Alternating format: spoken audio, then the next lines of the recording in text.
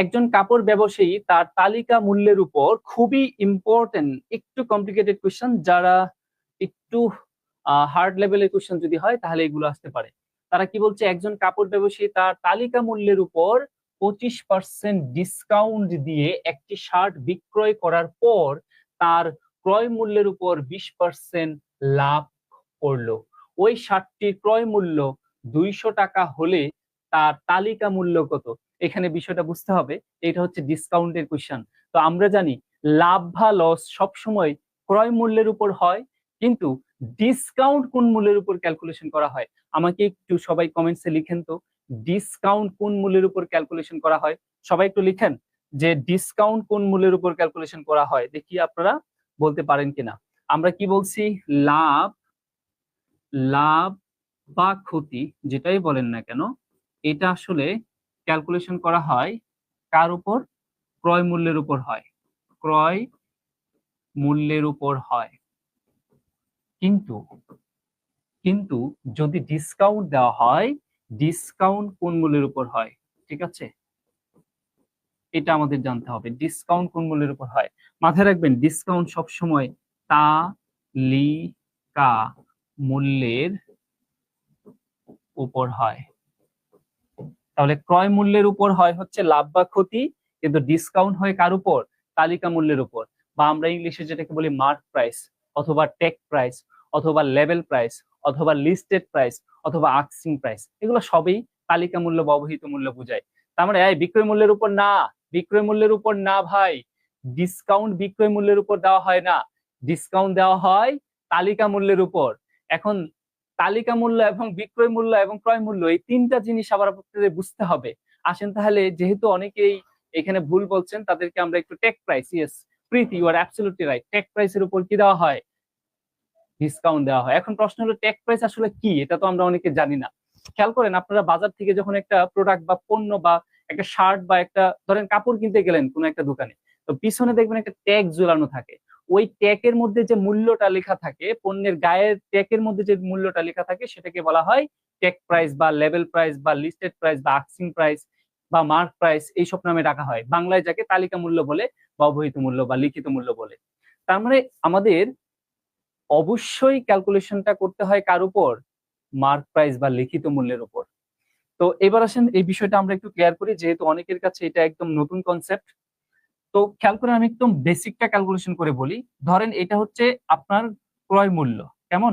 ধরেন আপনি কি করলেন, একটা পণ্য 80 টাকা দা ক্রয় করে নিয়ে আসলেন, 80 টাকায় ক্রয় করে নিয়ে আসলেন। এখন এই পণ্যটার সাথে আরো কিছু খরচ অ্যাড হবে না? কি ধরনের খরচ? ধরেন পণ্যটা আপনি ক্যারিং করে নিয়ে আসলেন, ক্যারিং খরচ। এই পণ্যটায় মোড়কীকরণ করলেন, তার খরচ। এই পণ্যটা যে আপনার শোরুমে বিক্রি করবেন, সেই শোরুমের বিভিন্ন প্রকার খরচ আছে, অঙ্গসজ্জার খরচ আছে, বা কর্মীদের খরচ আছে। সকল খরচ এই ক্রয় মূল্যের সাথে অ্যাড করা হবে। ধরেন আপনি বিভিন্ন প্রকারের খরচ অ্যাড করলেন 2 টাকা, তার সাথে আরো ধরেন 3 টাকা অ্যাড করলেন কি, ওই কর্মীদের খরচ বা এই শোরুমের খরচ ইত্যাদি। এর সাথে আপনি ধরেন আপনার এখানে আরো কিছু খরচ এড করলেন, ধরেন আরো আপনার ফিক্সড খরচ আছে, ধরেন আরো 5 টাকার বিভিন্ন প্রকারের ইত্যাদি অ্যাড করার পর আলটিমেটলি আপনি কি করলেন, তার সাথে আরো 5 টাকা কি অ্যাড করলেন, প্রফিট হিসাবে বা লাভ হিসাবে। তার মানে এই 5 টাকা হলো কি, লাভ। তার মানে ক্রয় মূল্যের সাথে বিভিন্ন প্রকার খরচ এড করার পর, তার সাথে ওই খরচের সাথে যদি আপনি আরো কি করেন, ডিজায়ার প্রফিট এড করেন, তাহলে আপনি যেটা পাবেন সেটা হচ্ছে আপনার কি, লিখিত মূল্য। তাহলে এখানে আরো কত টাকা অ্যাড করা হচ্ছে? এখানে 5 5 10 5 15 টাকা অ্যাড করা হচ্ছে। তার মানে আপনি ধরেন কত টাকা হলো, 95 টাকা। তাহলে এই টাকাটার নাম কি? এটার নামই হচ্ছে আসলে তালিকা মূল্য। এই তালিকা মূল্যের আরো ইংলিশ কয়েকটা নাম আছে, যেটা বললাম, asking price, take price, level price বা মার্ক প্রাইস ইত্যাদি। এখন এই তালিকা মূল্যের উপর আলটিমেটলি ডিসকাউন্ট দেওয়া হবে। তালিকা মূল্যের উপর যখন ডিসকাউন্ট দেওয়া হয়, তখন যে মূল্যটা দাঁড়ায়, সেই মূল্যের নাম কি? খুব ইম্পর্টেন্ট সেটা জানা। এই তালিকা মূল্যের উপর আপনি কি দিবেন? ডিসকাউন্ট দিবেন। তালিকা মূল্যের উপর ডিসকাউন্ট দিবেন। দেওয়ার পর যে মূল্যটা পাবেন, সেই মূল্যের নাম কি সেটা জানা খুব জরুরি। তাহলে আসেন আমরা খুব ভালোভাবে এটা একটু বোঝার চেষ্টা করি। ক্রয় মূল্যের উপর যদি লাভ বা লস ক্যালকুলেশন করেন, ক্রয় মূল্যের উপর লাভ বা ক্ষতি ক্যালকুলেশন করলে কোন মূল্য পাওয়া যায়? বিক্রয় মূল্য পাওয়া যায়। ঠিক আছে, যে মূল্যটা পাওয়া যায় সেটা হচ্ছে বিক্রয় মূল্য। তার মানে ক্রয় মূল্যের উপর ক্ষতি বা লাভ ক্যালকুলেশন করে আমরা পাই হচ্ছে বিক্রয় মূল্য, এবং আমরা ডিসকাউন্ট কার উপর? তালিকা মূল্যের উপর ডিসকাউন্ট দিয়েও যে মূল্যটা পাই তার নামও কি? বিক্রয় মূল্য। তার মানে খুব ইম্পর্টেন্ট বিষয়, এই বিক্রয় মূল্য আমরা পাই কোথা থেকে? দুইটা অংশ থেকে, দুইটা জায়গা থেকে। কি কি বলছি? তালিকা মূল্যের উপর ডিসকাউন্ট দিয়ে যে মূল্য দাঁড়ায় তার নামও বিক্রয় মূল্য, এবং ক্রয় মূল্যের উপর লাভ বা ক্ষতি ক্যালকুলেশন করে যে মূল্য দাঁড়ায় তার নামও বিক্রয় মূল্য। উভয় পাশ থেকে আসা বিক্রয় মূল্য পরস্পর সমান হয়। এবং এইবার প্রশ্ন হতে পারে, যদি ডিসকাউন্ট দেওয়া না হয় তাহলে যাহাই তালিকা মূল্য তাহাই বিক্রয় মূল্য। এটা মাথায় রাখতে হবে। কি বলছি? যদি ডিসকাউন্ট দেওয়া না হয় তাহলে যাহাই তালিকা মূল্য তাহাই আলটিমেটলি কি হয়? বিক্রয় মূল্য হয়। আশা করি বিষয়টা এইবার ক্লিয়ার। এবার আসেন তাহলে আমরা কোশ্চেনটা করতে যাই। তো কোশ্চেনটা করার আগে আপনাদের আরেকটু সহজ করে দেই, তাহলে সহজে বুঝতে পারবেন। খেয়াল করেন, যদি প্রশ্নে ক্রয় মূল্য দেওয়া না থাকে এবং তালিকা মূল্য সেও যদি দেওয়া না থাকে, তাহলে আসেন ক্রয় মূল্যটা আমরা চিন্তা করব, ধরেন 100 ইউনিট বা 100 অংশ টাকায়। এর সাথে আপনি কি প্রফিট বা লস ক্যালকুলেশন করলে যেটা পাবেন সেটা হচ্ছে বিক্রয় মূল্য। আর তালিকা মূল্য যদি দেওয়া না থাকে তাহলে সেটাকে চিন্তা করবেন 100%। খেয়াল করে দেখেন, ক্রয় মূল্যের ক্ষেত্রে আমি বলছি কি 100 ইউনিট, আর তালিকা মূল্যের ক্ষেত্রে আপনি চিন্তা করবেন কি 100% যদি দেওয়া না থাকে। এবার আসেন, এর সাথে ডিসকাউন্ট ক্যালকুলেশন করলে যেটা পাওয়া যায় সেটা হচ্ছে কি বিক্রয় মূল্য। সাপোজ ক্রয় মূল্য 100 টাকা, আপনার প্রফিট হয়েছে কয় পার্সেন্ট? 10%। তাহলে বিক্রয় মূল্য কত টাকা? 110 টাকা। এই যে 10% প্রফিট করছেন কিভাবে? ধরেন 20% ডিসকাউন্ট দেওয়ার পর, তাহলে 20% ডিসকাউন্ট দেওয়ার পর আপনার থাকবে কয় পার্সেন্ট? 80%। তাহলে এই যে 80% আর এই 110 পরস্পর সমান। তার মানে আপনি বলতেই পারেন এই 80% সমান হলো বিক্রয় মূল্য, আর এটা সমান এক্স্যাক্টলি আমার বিক্রয় মূল্যটা কত? 110 টাকা।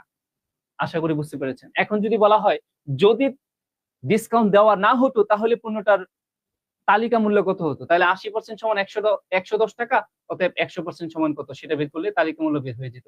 110 ডিভাইডেড 80 ইন্টু কি 100 ক্যালকুলেশন করলে আপনার তালিকা মূল্য বের হয়ে যেত। আশা করি বিষয়টা বুঝতে পেরেছেন। এখন আসলে এই কোশ্চেনটা আমরা করতে যাই। তো আমরা এমসিকিউর জন্য এরকম ডিসকাউন্টের ক্যালকুলেশন যদি করতে যাই তাহলে সহজ সিস্টেম হচ্ছে সেটা হচ্ছে আগে ক্রয় মূল্যের উপর লাভ বা লস ক্যালকুলেশন করে বিক্রয় মূল্যটা বের করে নেবেন, তারপরে ডিসকাউন্ট ক্যালকুলেশন করতে যান। আগেই ডিসকাউন্ট ক্যালকুলেশন করতে যান না এমসিকিউর ক্ষেত্রে। তাহলে ডিসকাউন্ট আছে 25%, এটা আপাতত চিন্তা করেন না। এখন আসেন, আপনার ক্রয় মূল্য কত টাকা দেওয়া আছে? ক্রয় মূল্য তারা বলে দিচ্ছে কত টাকা? 200 টাকা। তাহলে লাভ হয়েছে ক্রয় কত পার্সেন্ট? লাভ হয়েছে 20%। তাহলে আমরা একটু এখানে দেখি যে আমাদের ক্রয় মূল্য প্রশ্নে দেওয়াই আছে, সমস্যা নেই। তাহলে ক্রয় মূল্য হচ্ছে কত টাকা? 200 টাকা। এবার আসেন, তারা বলছে কি হয়েছে? 20% লাভ হয়েছে। তাহলে খেয়াল করে দেখেন 20% লাভে আমাদের বিক্রয় মূল্যটা কত? বিক্রয় মূল্য, আমি বারবার বলছি 20% লাভে বিক্রয় মূল্য মানে বিক্রয় মূল্যের পার্সেন্টেজ কত? 120%। তাহলে আমরা ক্যালকুলেশন করব 120% মানে হলো 120/100 ইন্টু কি ক্রয় মূল্য কত টাকা? 200 টাকা। তাহলে আমরা যেটা পাবো সেটা হচ্ছে আমাদের বিক্রয় মূল্যটা পেয়ে যাব। তাহলে 12 দুগুণে কত? 24। তাহলে 240 টাকা হচ্ছে আমাদের কি বিক্রয় মূল্য। কিভাবে ক্যালকুলেশন করে? লাভ ক্যালকুলেশন করে। এইবার আসি আমরা বিক্রয় মূল্যটা বের করব কিভাবে? ডিসকাউন্ট ক্যালকুলেশন করে। দেখেন প্রশ্নে কি বলা আছে? 25% ডিসকাউন্ট দেওয়ার পর, তার মানে তালিকা মূল্যটা আমি 100% চিন্তা করব। কি বলছিলাম? তালিকা মূল্য দেওয়া না থাকলে তালিকা মূল্যটাকে আমরা 100% চিন্তা করি। আচ্ছা ভাই, 100% থেকে আপনি ডিসকাউন্ট দিচ্ছেন কত পার্সেন্ট? 25% ডিসকাউন্ট। 25% যদি আমি ডিসকাউন্ট দেই তাহলে আমার সেলিং প্রাইসের পার্সেন্টেজ কত? সেলিং প্রাইসের পার্সেন্টেজ হবে 75%। দেখেন বুঝতে পেরেছেন কিনা? 25% ডিসকাউন্ট দেওয়ার পর সেলিং প্রাইসের পার্সেন্টেজ কত? 75%। আর এই 75% সমানই আসলে এক্স্যাক্টলি কত টাকা? 240 টাকা। দেখেন এখন কত সহজে বের করতে পারবেন। তার মানে তালিকা মূল্য বের করা মানে কি? 100%-এ কত? তাহলে আমরা তো এখানে জানি 75% সমান কত টাকা। আমরা এখানে বের করলাম যে ক্রয় মূল্যের উপর লাভ ক্যালকুলেশন করলে যেটা পাওয়া যায় সেটা হচ্ছে বিক্রয় মূল্য, আর তালিকা মূল্যের উপর ডিসকাউন্ট ক্যালকুলেশন করে যেটা পাওয়া যায় সেটাও হচ্ছে বিক্রয় মূল্য। ডিসকাউন্ট ছিল 25%, ক্যালকুলেশন করে আমার সেলিং প্রাইসের পার্সেন্টেজ পাইছে 75%, আর সেটার সমান আমার সেলিং প্রাইস এখানে কত টাকা? 240 টাকা। এখন বলছে তালিকা মূল্য কত? তালিকা মূল্য মানে 100% সমান কত সেটা বের করব। তাহলে আমরা বলতেই পারি 75% মানেই হচ্ছে আমার কত টাকা? 240 টাকা। অতএব তালিকা মূল্য মানে 1% সমান কত? 100% সমান কত? তাহলে 100% সমান আমরা কি বলতে পারি? 100% সমান আমরা 1% সমান বলতে পারি 240 ডিভাইডেড কত? 75। তাহলে 1% সমান পাবো, ইন্টু 100% সমান মানে কি? ইন্টু 100। এখন 25 দিয়ে কাটেন, 4 25-এ 100, 25 দিয়ে কাটলে 3 25-এ 75, 3 দিয়ে কাটলে 3 8-এ 24, তার মানে 80, 80 আর 4 গুণ করলে আমরা পাই হচ্ছে কত? 4 8-এ 32, তার মানে কত টাকা? 320 টাকা। তাহলে আমরা বলতেই পারি আমাদের তালিকা মূল্যটা কত? 320 টাকা, অপশন গ। তাহলে দেখেন, আপনার যদি কনসেপ্ট ক্লিয়ার থাকে তাহলে এই সময়টুকুও লাগবে না, আপনি আরো দ্রুত করতে পারেন। এখন আপনার পুরো কনসেপ্টটা ক্লিয়ার, এখন আপনি চাইলে এটা চোখের পলকে করে ফেলতে পারেন। কেমন করে? এই 200 টাকার 120% ক্যালকুলেশন করবেন, তাহলে আপনি বিক্রয় মূল্য পাবেন। তাহলে প্রথম কথা হচ্ছে আপনার এই 200 টাকার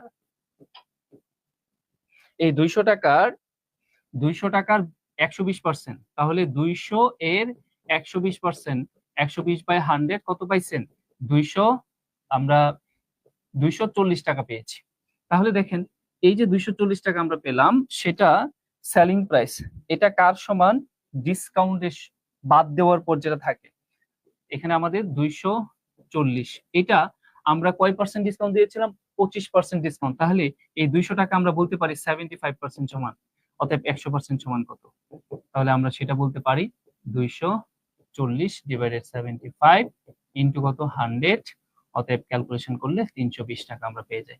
আমরা এত কিছু না লিখে খুব দ্রুত এমসিকিউর জন্য কিভাবে সমাধান করব সেই জিনিসটা আশা করি বুঝতে পেরেছেন। ওকে, তাহলে এখানে আমরা এই আরেকটা রুল শিখলাম যে ডিসকাউন্টের এই ক্যালকুলেশন গুলো আসলে আমরা কিভাবে করব, এবং ডিসকাউন্টের ক্ষেত্রে কার উপর আসলে ডিসকাউন্ট ক্যালকুলেশন করতে হয়। তার মানে ক্রয় মূল্য এক্স্যাক্টলি কি জিনিস, বিক্রয় মূল্য কি জিনিস, এবং তালিকা মূল্য কি জিনিস, এই দুইটা তিনটা জিনিস আশা করি আপনারা ক্লিয়ার হয়েছেন।